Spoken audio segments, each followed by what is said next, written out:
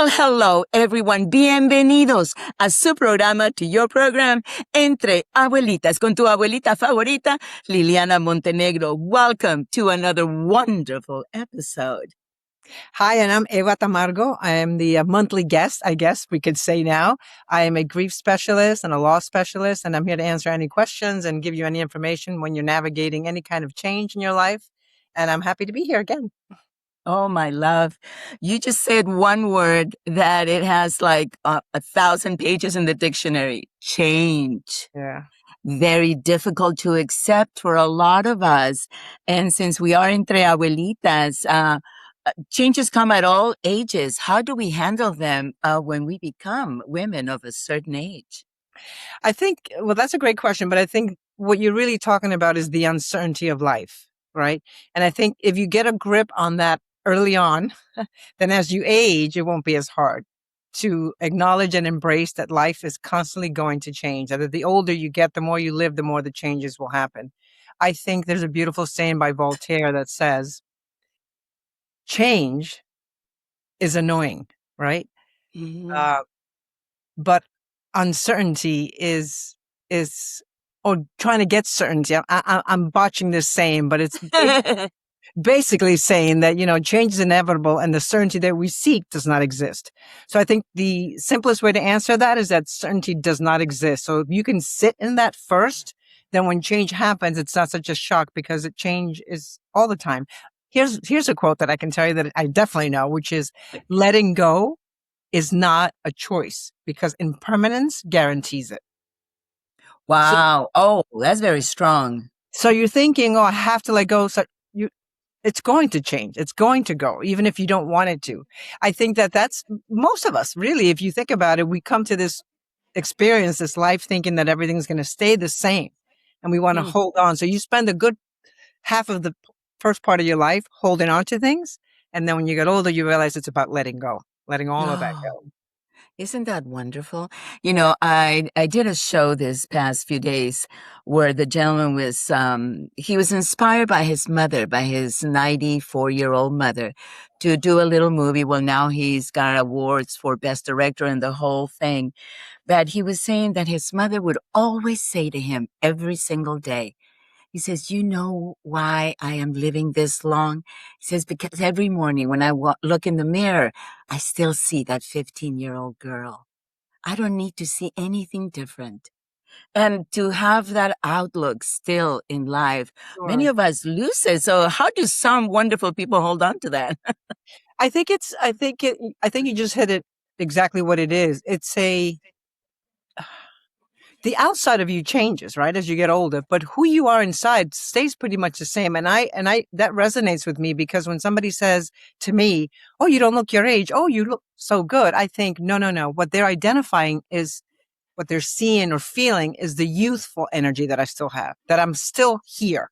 Not youth in I'm young looking, youth in that I'm full of life and vibrant and I Mhm. still matter and I'm still relevant. That is what you keep intact. So I think that's if I were to tell you that there's a secret, that's is that you're still That's here, and you know this because as a grief specialist, I deal with a lot of clients with losses, and I always think, my four brothers died within 5 years, right? And right. my way of celebrating them, my way of staying connected to them is by being fully alive and Mhm. living life fully because they didn't get older. I got to get older, right? Yes. So nobody wants You're to their die young, nobody angel. wants to get old. Well, listen, we are diverting a little bit, but we're going to talk for whatever time we have left about such an important issue that is happening these days more and more. And I don't know if it's a generational thing, if actually, the younger generations are getting rid of that baggage, but the relationship between mothers and daughters, which has become a big topic amongst many women that I get to meet these days. Most daughters and mothers don't talk to each other. What is going on, Eva? Okay, so let's unpack that a little bit. When you say Yeah. they don't speak to each other, are you referring to poor communication or just not a good relationship or both? Not a good relationship at all. In communication, of course, completely lacking. But these are mothers, and I can, of course, I'm going to step right into the floor and tell you this is happening to me. Mhm. I have not had a relationship with my daughter now for over 3 years. I have accepted it because she is a grown woman. I know my failures, I know my mistakes, and I think that at this point in time, at 70, not only I know them, but I accept them. So it is that break that completely has come about that I'm like, oops, what happened now?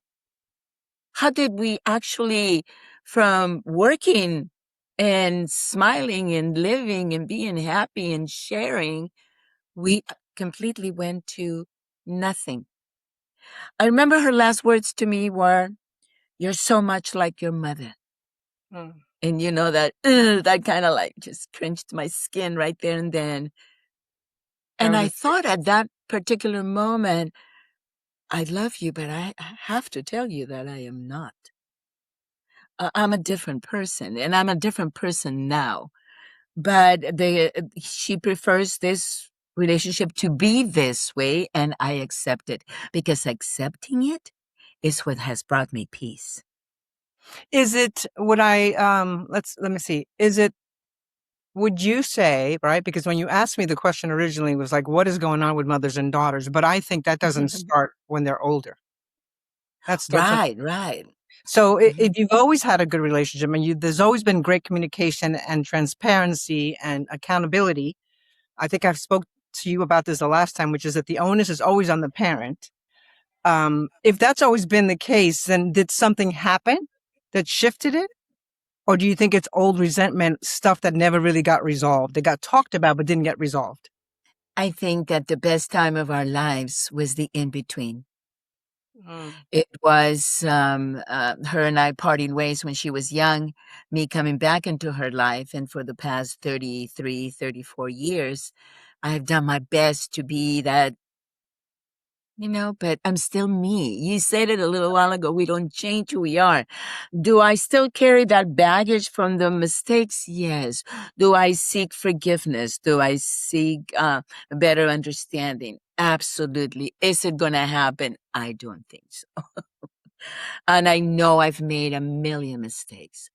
I think that most than anything, and I don't know if this is true, um, I've always been, even with my mistakes or my errors, I've always had them right here to mm. look at them. This is who I am, mistakes and all. This is the bad mother, but this is who I am. While there are other parents who are wonderful parents who just hide all of that turmoil behind the scenes, right? And they're never really that. So I'm a little confused. At this point, I love her dearly. She's a beautiful woman. I only wish her the best. I have a great relationship with her children, and I thank her for that. But yeah, it came and it said, just leave me alone and I'll be in touch. I want to speak to something that you said, which is important to talk about on this podcast, which is, we as parents, as mothers, sometimes perhaps have a difficulty navigating this, which is that your child, even though it is your child and your daughter, is a completely separate entity, Hmm. but they still see you as the mother. So when you say that you've been forthcoming and that she has seen all your flaws and all your mistakes, that's not easy for a child to receive. That's not easy for a child to process. That's not easy for a child to forget, even if she forgives it.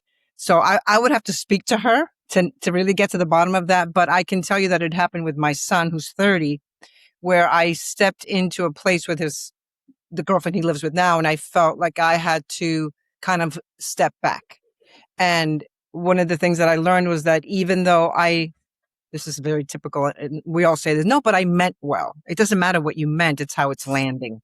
Isn't And that terrible? respecting him Yeah, as a yeah. man and respecting his decisions and respecting that no matter what he does, even if he F's up, it's his life. And I think Absolutely. you're doing the right thing by saying if this is what she wants, all you could do is respect it.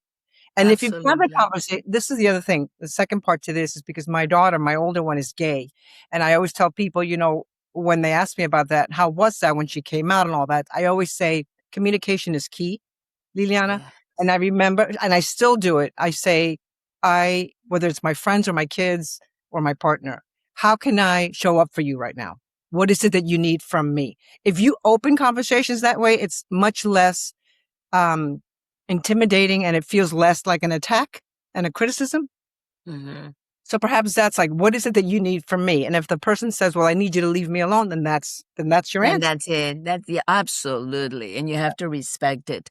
Now, as I was saying to you before, because I don't really just want to make it about me and my issue with my daughter, but I do want to know how common is there a pattern that you see that is passed through generations Yes. from mothers, abuelas to mothers to daughters? You know, we're all on this journey, right? And you either break the Hmm. pattern or you continue the pattern, right? And you become a Right. repeat offender. So if you were Mhm. criticized and yelled at and you weren't shown love, or the love that you were shown was love that you had to earn or that was conditional, unless you work on that, however you work on that in therapy, whatever it is you need to do to get on the other side of that, you're most likely going to probably be the same way, parent the same way, or see love the same way. So when somebody says to me, you know, my situation with my daughter is X, Y, and Z, I always say, well, how did you grow up? What's your relationship with your mother?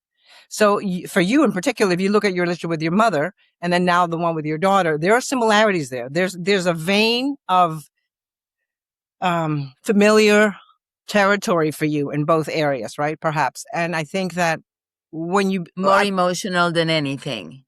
correct, correct. Yeah. Because Yeah. it's in you, it's ingrained in you. Yeah. So no matter how much you try to do it differently, sometimes it's learned behavior, really, right? It's not Hmm. how we're born that way, but we learn it. And so I think if you start those conversations when they're young, when you to be honest with you, even before you become a mother, when these moms, I see these new moms, are like, I'm going to get on this list for knowing how to be a mom or how to treat my baby. I said, how about you work on you? Get real with you and who you are and how you represent yourself, what your womanhood feels like, what your femininity is about. That I think is key. And I think for women that are in their 30s that struggle with their moms, that's not new. That's not new. Nothing is ever. I had a great therapist used to say to me, you know, I love when people say, and then all of a sudden, no, there was stuff there already. It's just that sometimes it has to come to a head and then you're dealing with it, but it's never new. Well, that's a difficult place to be in for the daughter Yes. because here she is and she's going to have to be breaking this cycle without breaking the relationship. Well, but breaking the cycle is really breaking habits, you don't break the relationship to the person, you break the habit. It's like, for example, people that go through trauma and heal trauma, the trauma never goes away. The Hmm. relationship to the trauma is what changes. So whatever happened between the mother and daughter, that's never going to go away. Those things will always be somehow in the, in the peripheral vision, but your relationship to it will change. Your forgiveness towards it will change. How you see it will Oh, change. That's the difference. It's how I love what you just said. Your forgiveness towards it will towards change it. Yeah. Because because sometimes, whew, there is, let me say this real fast because it's important. We think we forgive, but true forgiveness is incredibly humbling and incredibly hard because it's letting it go and letting it be exactly what it is and taking, yourself out of the equation without making it like, I forgive you, but, and I'm sorry, but anytime you add that but, you're not really apologizing. um, what is one small step that you think mothers and daughters can take to heal together? Well, I honestly, Liliana, I think Is it healing even possible? I think you heal alone first, and then you can Right. come together with your healed self or parts of you that you want to talk about. But I don't know that you could do it together. I know that you don't probably mean it that way, but I think the healing has to come first. And I always feel it's the parents' onus. I really do. I do feel that no matter what it is that your kid has done, there's parts of you, of the way that you raise them. I mean, you can't keep saying you're sorry forever for the mistakes you made as a parent. I always tell my kids, I go, I know I wasn't perfect, but I was pretty good. But I always tell them, whatever it is I didn't do right, or whatever it is I was too lenient or because I was a very super easy parent because of the way I did the opposite of how I was raised, right? I went the complete Mhm. opposite, right? Whatever it is, I know I messed up. There's no way I didn't. And they're always like, no, mom, but you were great. I'm like, nah, but there's parts that I could have done this. So you're always going to second guess, right? The way you raised them, because who you were when you were raising your kid and who you are today are two different women, right? Especially with, do you have more than one daughter? Just one. This one. I was lucky So enough to have her. I had cancer right after her. She that's was right. You born. did tell me that. But Yeah. there's a famous child psychologist that I follow, and he talks a lot about that. Every child has a different mom, because that mom is in a different era, in a different time. And I think about my mom who had 7 kids, for sure. My younger Whew. sister will tell me, oh, I was parented completely different than you were. And it's true. My parents were tired by the time she came around, you know. But I think the one step you can take is that I would put it on the mom first and say, Mhm. what can you bring to this as the original, right? The starter of it all, the one that gave birth to this beautiful child. Where are you in that, right? How do you look at yourself and see, what can I do to see this differently? How can I present it to my daughter differently? Or the choice that you've made, which is respect what she's saying and then step back. I have two friends that have estranged daughters, and they're fathers, not mothers. And they finally had to give up, because if once the child is an adult, or if it is an adult, there's not much you can't force anything, Absolutely not. it doesn't work. And no. And because only also I feel like I've been forcing it all along.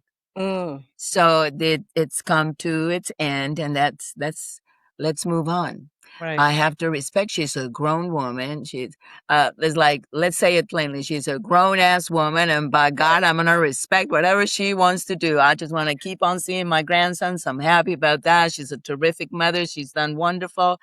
I just want to be a grandma. I want Yeah. to be that abuelita that loves them. We don't speak of anything that has to do with anything. The kids and I, is just my wonderful time with them. Like I just had 2 weeks with them, and it was amazing. It was great to be with them, to be that abuelita, to feel young again. Because grandkids don't make you feel old; they make you feel really Yeah, young because you right, right. gotta keep up with them. But tell me, what is one unspoken wound that most mothers and daughters carry? Probably that they're not enough. Whoa. Oh, wow. And I'm crying. That's okay. We carry that as women, but we definitely carry that as mothers. You're not enough. You don't do enough. And for a child, it's like, I can never do enough. I'm not good enough. I didn't please you enough. I'm not showing up enough. That's a very common wound with mothers and daughters, Everything especially if you grew up with a very overbearing mother, um, critical mother, you're gonna feel that probably for the rest of your life unless you work on it, the inability to sustain the love from the one person that should give it to you freely and safely, because you always have to fight for it, or it was Yeah. conditional, or it was full of anger. And Oh, and yeah, really it was yeah. because of her wounds, right? We know that too. Absolutely. You know, Absolutely. Um, and I can only guess what they are since that lack of communication has always been correct. there. Correct. So my guess can be so far off, because I don't know if I told you, but I had to speak to her in regards to some project, and she just didn't understand where I was coming from. And I said, well, that's my perception, Mm. not yours. It's my perception, is how I saw it all, And she just wished me luck on my healing if my project is going to be exactly that. And I thank her. I think that we came a long way just by having that small conversation. It was really, really good. And I just, like I said, I just wish her the best. But tell me, do you notice that the younger generations, the newer generations are more aware of what has been going on?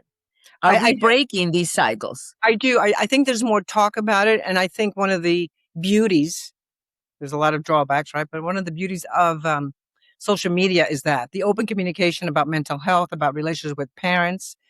And I want to say something when you said perception. I think that young people have the skills and the language because it's more accessible to them now. And when you said perception, that made me think of this, which is sometimes we forget that when somebody is telling us something about an experience or how they feel, that experience should not supersede how you're perceiving it, right? You follow, like if I say to somebody, this is how I felt, or this is what you did, and the person starts to interpret in their perception, then it takes away from, instead of dealing with your feelings, and we start dealing about with their feelings. And that happens a So lot. no one's getting Correct. validated. Correct. And the pain and the hurt and the wounds keep on Continue. growing and keep on going. I do want to say something to you only because you're struggling with it right now too, is that the more you I heal, always will. yes, right, it's part of life. It's yeah. It is. It's part of the journey, right? Yeah. You, the more that you find places in your relationship with your mother, more places to heal and rewrite that history and break those patterns, that will have ripple effects with you and your daughter, in my humble opinion. But just wanted to put Well, that. my mother, my mother, last of 9 children, young, spoiled, tough, brought up in the 30s, 40s, and 50s, completely a different mindset, not ready to be a mother at 16. And when you are an insecure child and an insecure teenager, you're going to be insecure as a mother and as a wife. And she hated me from minute one. Why? Because I took away from her the only love that she felt she had, and that was my father. So our entire lives, it was a struggle about how I'm my father's favor or how I love my father more. And to change life, right now she's in a boarding care. I love her to pieces. I hug her. I visit her. I sing to her. I love her dearly, and I have truly, truly forgiven her because she needs to go to heaven and be at the Lord's side with all that forgiveness surrounding her, all that light taking her through. We see that her years are moving fast. We see that she's not doing well, and we need to be there for her. And that's just my sister and I, because the boys are like removed. It happens a lot in families with a lot of siblings. There's usually one or two that do most of the care. But I wanted to say something too, because this applies to anybody who's listening and watching, which is that we so often forget that our parents were human. And when you become a parent and you get older, and even now for me, I look back and I see my mom so differently, and I see her cry for help in so many ways. And when I hear you speak of your mom's feeling of competition with your father, she created a competition that was never really there. No, Those are her old wounds that showed up. Nobody was taking anything away from her, but in no. her little mind, in her little heart, because she was probably still a little girl in her heart, that's how she received it and saw it. So, yeah, I She think that suffered. She yeah, suffered a lot yes. to That's, this day. I tell you, Liliana, one of my favorite things that I say to people is that anger is pain's bodyguard. Always. Always. When there's anger, there's pain. Always. Always. When I see somebody angry, resentful, anything you want to call it, and all the labels, it's just pain. And I told you I created a program called The Art of Being Human at Work or anywhere, but it's really, we forget that to be human is to be broken up, to be seen in so many different ways. And you are so many different things, and we are so nuanced, but it's Yes. hard for us to see people as nuanced. We want to put them in boxes because it makes it easier for us. But it really doesn't, because then you don't really get to experience that person fully if you're putting them only in this, oh, they're this way or she's that way. No, she's that way in that particular situation because of the pain that she has associated with that, what that triggers for her, and so on. That's a whole other podcast Of course. Next time. Next time. next time. I think, yeah, we forget that the parents are humans. And I remember reading years ago about that. It's like when a kid, when they become like, prepubescent or teenager, and then they realize, oh, you're not a super mom. Oh, you're flawed.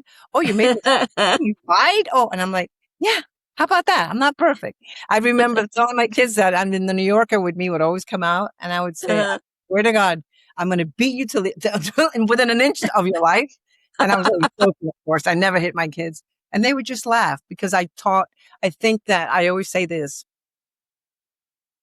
you don't parent by what you say. You parent by what you do, your behavior.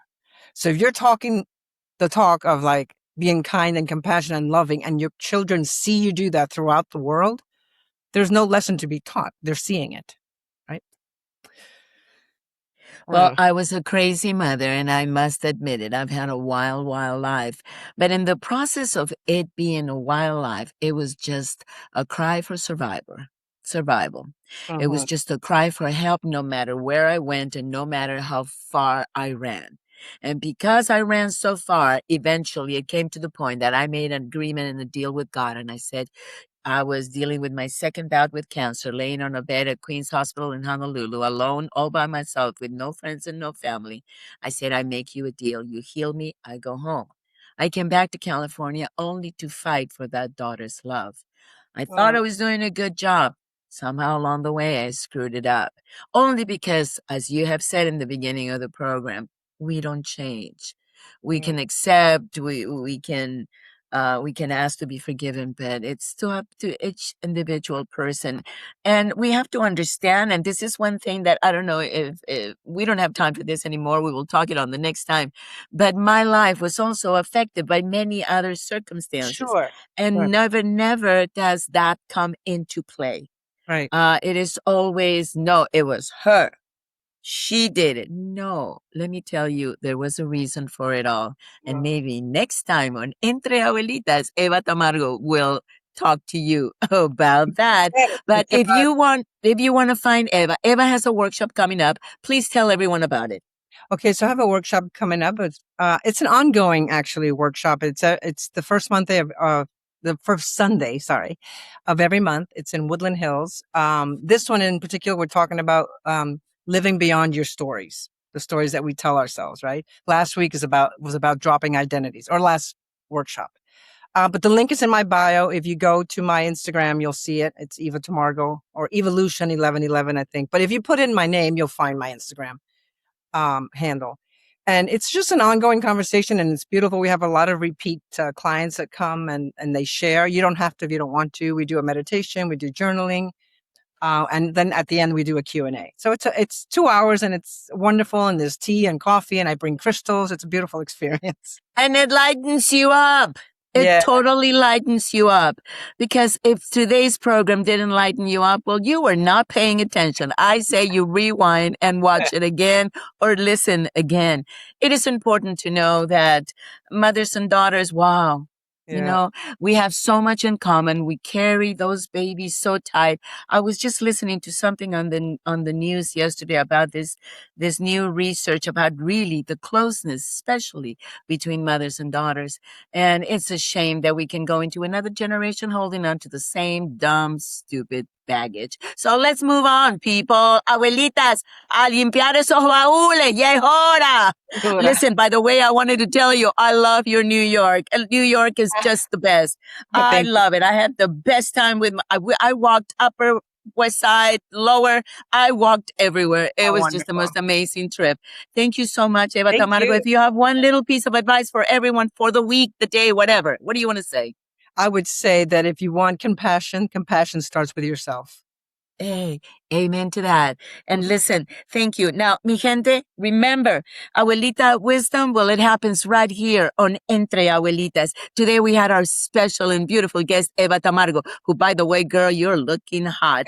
Hey, guys, just stand in line. There's a list going on. Until the very next time, I am Liliana Montenegro. This is Entre Abuelitas. Gracias por acompañarnos. Hasta la próxima. We love each of you. Good night.